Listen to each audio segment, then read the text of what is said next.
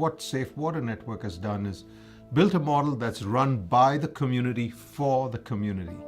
And it's beautiful that we charge a small fee for usage, because whenever you charge somebody for something, you always have to keep upping the bar. You need to have high quality water. You need to have high quality service.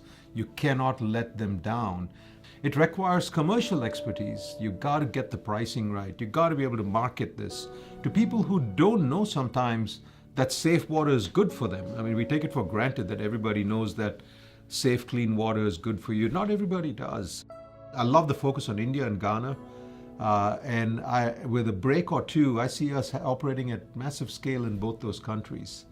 Steve Reinemann, one of our prior CEOs, in fact, 2 CEOs ago, was deeply involved with Safe Water Network, especially in the early days.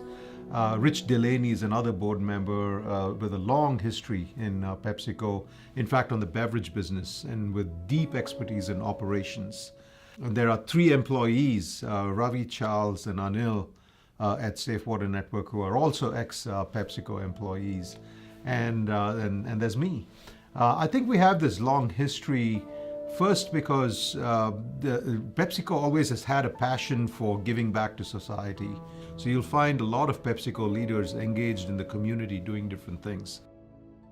I grew up in India, and I remember there were days on end, where I would wake up in the morning at 3:30, and my family, my brother and I would take turns pumping water, and it would last for 2 hours, and we'd live on that water for the whole day, and we'd fill up as many buckets as we could get.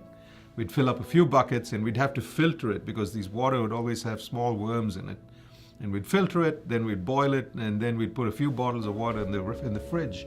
And there are many a summer where when in Madras, I grew up in, it's called Chennai now, it used to be Madras, when many a summer when we would all live on a bucket of water.